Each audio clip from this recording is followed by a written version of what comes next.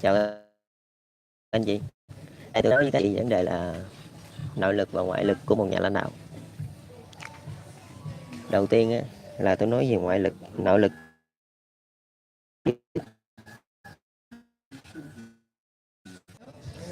Rồi, nãy giờ rớt mạng nên nói giữa chừng nó bị đứt. Rồi, mình tiếp tục. Đó là nội lực của một nhà lãnh đạo là nó bắt nguồn từ việc các anh chị đi tìm hiểu xã hội từ một cái ngành nghề nào đó. Thì cái video clip trước tôi đã nói với các anh chị là khi mình bắt đầu bước vô chính trị là mình phải đi vô một cái ngành nghề để mình tìm hiểu. Rồi khi tìm hiểu xong xuôi rồi đó là mình phải đưa được những kế hoạch cải tổ cái ngành nghề đó đầu tiên để mà làm một chính trị gia. Rồi sau khi mà các anh chị có được cái gọi là cái kế hoạch cải tổ cái ngành nghề đó, rồi các anh chị lại tiếp tục đi đến với ngành nghề khác. Nếu như các anh chị còn thời gian, nghĩa là các anh chị còn trẻ, thì các anh chị có thể lan sang những ngành khác. Mà nếu các anh chị đã lọt ngoài cái tầm 40 rồi thì tôi khuyên các anh chị nên vô thẳng chính trị luôn. Tức là mình không đi tìm hiểu nữa, mình chỉ đứng vào cái ngành đó thôi. Còn những cái ngành khác là mình sẽ tìm đồng minh. Còn những người còn trẻ như chặt cỡ tuổi tôi 29-30 thì có thể tìm hiểu thêm 10 năm nữa. Và cái tuổi mà lý tưởng nhất 10 năm nữa. Và cái tuổi mà lý tưởng nhất để bước vào chính trị làm bộ trưởng hoặc là thủ tướng đó, là từ 40 trở lên, là cái tuổi đó là lý tưởng nhất. Chứ còn chặt tôi bây giờ nó còn quá trẻ. Những người mà người ta cống hiến lâu đời người ta đi đâu? Bởi vì cái chuyện đầu tiên của mình là mình tìm được cái mô hình mới của một cái ngành nghề nào đó. Nghĩa là mình là có cái mảnh đất để mình lại tiếp tục các bạn. Rồi mình tìm đồng minh ở đây mình chia thành hai loại. Đó là những người trẻ chặt của mình đó, là những người cũng đi tìm hiểu những cái ngành khác đó. Họ có ủng hộ mình hay không? Họ ủng hộ mình hoặc là mình ủng hộ họ để mà nhiệm lên cái ghế thủ tướng và tổng thống. Còn nếu mà các anh chị không tìm được những người trẻ thì các anh chị có thể tìm được những người già, tức là những người lão thành. Họ cũng là một cái thành phần cốt yếu để mà ủng hộ cái công cuộc cải tổ, ủng hộ các anh chị bước lên cái vũ đài chính trị. Tức là chia thành hai cánh, một cánh lão thành và một cánh trẻ đi tìm con đường mới. Các anh chị phải được lòng ít nhất một trong hai cánh. Còn nhưng mà để mà tốt nhất luôn là các anh chị nên được lòng cả hai cánh. Ở đây mình không phải được lòng hết nha, cái này các anh chị phải hiểu rõ cái vấn đề đó. Mình làm chính trị là không bao giờ là mình được lòng hết thiên hạ đâu, mình chỉ được lòng một phần thiên hạ thôi. Nghĩa là trong những người già đó là mình được lòng một phần, ví như có 2 phần thì mình được lòng một phần. Còn những người trẻ đó cũng có 2 phần, mình lại được lòng một phần nữa là xong.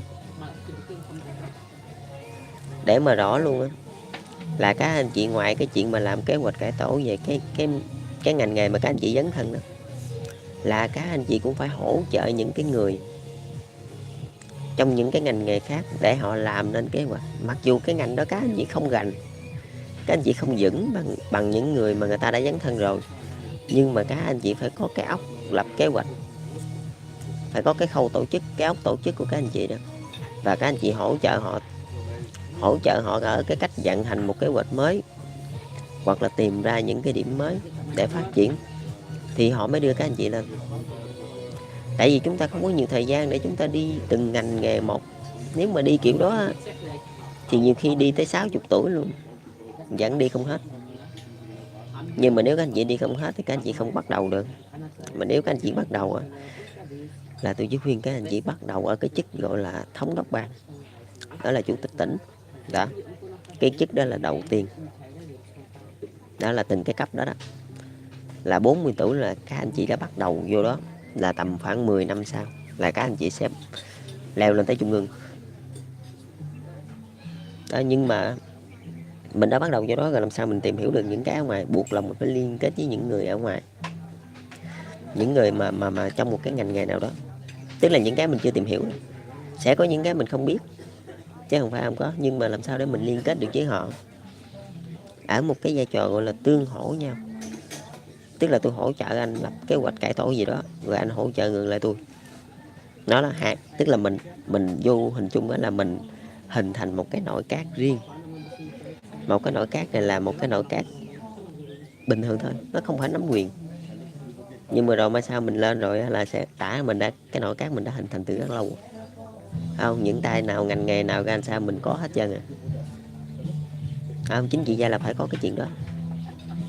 Chứ để thôi khi mà các anh chị lên rồi, nhiều người ta nắm vững một cái ngành nào đó, người ta ốp các anh chị, không, người ta bắt bẻ các anh chị đâu có biết. Làm sao các anh chị biết như tổng thống Trump đi, giờ ngành công nghệ thông tin đi, giờ tôi vô tôi bắt bẻ ông đâu có biết. Không, ông đâu có rành ngành đó, ông chỉ biết bất động sản kinh tế rồi thôi. Mấy ngành kỹ thuật là cái như ông thua. Cái đó rất quan trọng nha các anh chị.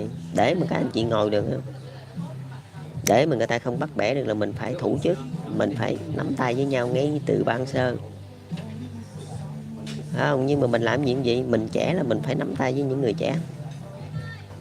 Không, còn những người già là mình để sau. Tức là khi mà các anh chị phát triển rồi đó, các anh chị giữ vững uy tín rồi đó là tự nhiên sẽ được lòng họ thôi. Các anh chị đừng có chạy theo, các anh chị nài nỉ những người già, họ sẽ không đưa các anh chị lên được đâu. Nhưng mà họ có tiếng nói thiệt, nhưng mà họ không thể nào mà họ phủ quyết được. Với lại đi theo những người già là các anh chị sẽ bị gọi là gặp khuôn. Các anh chị sẽ không tìm ra được cái mới, các anh chị sẽ không phát triển bất kỳ một cái gì cả. Đó, buộc lòng là các anh chị phải nắm tay với những người trẻ để mà các anh chị làm ra những cái mới. Đó, rồi sau đó các anh chị mới dùng cái uy tín mà hồi trước tôi đã nói với anh chị những cái video clip trước đó, để mà thuyết phục những người già. Họ cần những người đó, họ cần cái đó, họ cần cái sự uy tín của các anh chị, cái sự tôn trọng trước sau. Không, chứ họ không cần những kế hoạch, tại vì họ không có hiểu. Nếu họ không hiểu thì không phải, nhưng mình tại vì là hồi đó giờ họ không làm cái đó. Còn bây giờ các anh chị tìm ra cái mới, các anh chị làm nên một kế hoạch mới, thì vô hình chung là họ không biết cái đó luôn. Thì nghe các anh chị nói vậy thì họ tin vậy thôi, chứ thực chắc họ không biết. Đó, nhưng mà những người già này các anh chị cứ nghĩ đi, các anh chị sống uy tín là ok, là được. Còn vấn đề mà các anh chị thuyết phục những người trẻ mới khó, thuyết phục những người già không khó đâu các anh chị. Nói thiệt, cái đó thiệt đó. Các anh chị thuyết phục những người trẻ là đòi hỏi cái sự liên thủ. Cái sự đó là cái sự hợp tác nha. Cho dù các anh chị giỏi hay dở, nhưng mà là các anh chị phải ủng hộ người ta, các anh chị phải giúp đỡ người ta để mà hợp tác, để mà làm nên những kế hoạch. Cái phần đó quan trọng, tại vì những người đó sau này sẽ là cái đế của các anh chị khi các anh chị lên làm thủ tướng hoặc là tổng thống. Những người đó sẽ là nội các của các anh chị đó. Những người bộ trưởng không có quyết định được đâu, mà là những người đó mới quyết định. Những người ngay từ ban đầu đi cùng các anh chị đó, nếu mời sao các anh chị lên làm tổng thống hoặc thủ tướng, là những người đó sẽ là cố vấn trực tiếp cho các anh chị về những ngành nghề riêng biệt. Nhưng mà làm sao để cho những người đó đi theo các anh chị? Đòi hỏi cái lý tưởng của các anh chị phải đẹp, là một, uy tín là cái chuyện phải có. Tại vì mình phải có uy tín đó thì mình mới thuyết phục những người già được, là buộc lòng mình phải có. Lý tưởng mình phải đẹp. Với thứ hai nữa là mình hỗ trợ được những người đó lập nên kế hoạch. Cái này đòi hỏi cái nhà lãnh đạo phải có cái óc tổ chức nha. Tức là anh đi một ngành nghề của riêng anh rồi đó. Giống như tôi đi, tôi đi ngành kiến trúc xây dựng đi, là ngành đó tôi làm năm tôi 14 tuổi nha. Tôi làm mười mấy năm rồi đó, cái ngành đó, kiến trúc xây dựng đó. Sau đó tôi lại mở một cái công ty thương mại điện tử, nhưng mà nó chuyên bên kiến trúc xây dựng luôn. Rồi sau đó tôi lại hỗ trợ những người khác, những người bên quân đội này, những người bên du lịch này. Đó, mặc dù tôi không gành cái ngành đó, nhưng mà tôi có cái óc tổ chức. Tôi sẽ đem cái mô hình mà tôi làm bên kiến trúc xây dựng đó, tôi áp lên những ngành khác, rồi cùng nhau bàn bạc để tìm ra cái khuyết điểm, rồi khắc phục cái khuyết điểm đó, kể như xong, kể như là xài được. Nhưng mà mình không thể nào biết hết đâu các anh chị. Các anh chị chỉ cần biết một ngành thôi, biết một ngành, và các anh chị lên được một cái kế hoạch rồi là vĩ mô nhất, rồi là chi tiết nhất, rồi là tân thời nhất, rồi là có nhiều cái điểm mới nhất là được. Rồi từ cái kế hoạch đó các anh chị mới đem tới những ngành khác, để cho những người khác người ta học hỏi cái kế hoạch thôi, cái cách tổ chức, chứ người ta không học nguyên si, người ta không học nguyên hết trơn từ A B C D rồi, người ta không học hết gì, mà người ta chỉ học á, một cái duy nhất á, là cái cách tổ chức của các anh chị, để mà người ta đem về người ta áp dụng vào trong cái gọi là cái ngành nghề của người ta. Rồi khi mà người ta làm được cái đó thì vô hình chung cái ngành đó là người ta đã làm vua cái ngành đó rồi. Mà khi mà các anh chị đã nắm được nhiều người thống trị những ngành đó rồi đó, những ngành khác nhau sẽ có những người thống trị khác nhau, các anh chị nắm được những người đó là cái như các anh chị làm tổng thống rồi còn đâu nữa. Cái đó là cái nội lực của nhà lãnh đạo nha, tức là cái lực trong nước. Các anh chị không thể nào mà các anh chị gọi là phước phục hết những người trong thiên hạ, người ta không phục các anh chị đâu. Nhưng mà người ta chỉ phục một người, ở một cái ngành nghề nào đó người ta phục cái người đó, mà người đó phục các anh chị là được.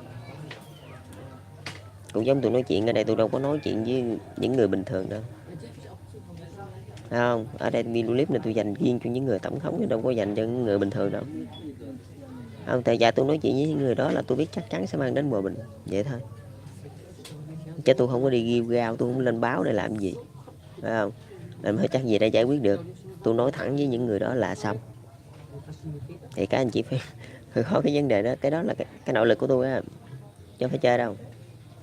Đó, cái nội lực tôi là vậy đó, nói thẳng với những người đó là xong, những người tổng thống thủ tướng rồi đó, họ giải quyết được, chứ không phải là những người bình thường đó. Vậy các anh chị nên hiểu rõ cái chuyện đó, không được gọi là khi mà các anh chị muốn làm một cái kế hoạch gì đó là các anh chị phải tìm ra được điểm mới, là cái thứ nhất.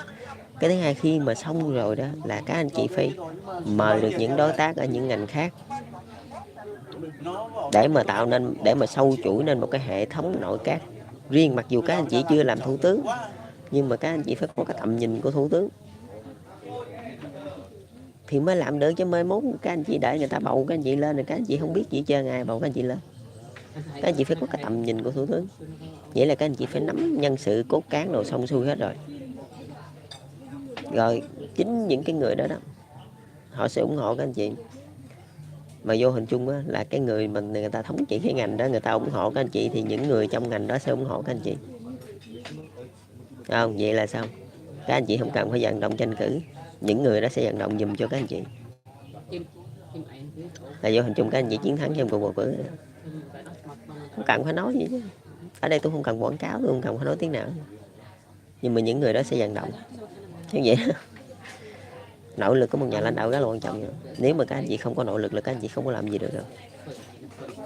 Với lại nhiều ngành nghề khác nhau sẽ có những người thống trị khác nhau và những thành phần chống đối khác nhau. Nếu mà các anh chị mà không có được cái nội lực đó, không có đầy đủ nhân sự, phải không, là những thành phần chống đối họ sẽ làm cho các anh chị chó gà không yên, ngồi không có vững đâu, hay gì đó. Ở cái ngành nào mà các anh chị không có nhân lực là họ sẽ siết cái ngành đó, họ sẽ chọt cái ngành đó, các anh chị ngồi không có yên với họ đâu. Bởi vì ngành nào mình cũng phải có nhân lực, mình phải có nhân lực, mình có lên hay không chuyện đó không quan trọng, nhưng mà mình phải nắm tay được với nhiều người, rồi lúc đó mình tính sao đó. Đạo lực của nhà lãnh đạo mà, cho dù người khác có lên đi chăng nữa, người đó cũng phải nói chuyện với mình thì mới được, không? Tức là sau đó lại nó xảy ra cái trường phái thỏa hiệp, đó là cái lực nội bộ mà bữa hôm tôi nói với các anh chị nữa. Khi mà các anh chị làm được chuyện đó là vô hình chung các anh chị đã nắm một góc trời rồi đó. Còn họ mà muốn mà lên đó, muốn qua mặt các anh chị, phải không, là phải thương lượng với các anh chị. Chứ đâu có vụ mà anh muốn làm gì anh làm được, phải không? Anh lên nó phải làm cho đúng nha, anh làm tào lao anh chính tôi giống vậy đó. Ở đây là mình rõ ràng mấy chuyện đó ra. Rồi, nội lực của nhà lãnh đạo là tôi chỉ nói chung quy vậy thôi. Những video clip trước là tôi đã nói rất là nhiều rồi. Cái này là tôi chỉ nói đơn sơ cho các anh chị rõ một chút xíu thôi, để mà các anh chị biết cái cách để mà dựng nên một cái sức mạnh nội lực của một nhà lãnh đạo. Rồi, chào các anh chị, chúc các anh chị thành công.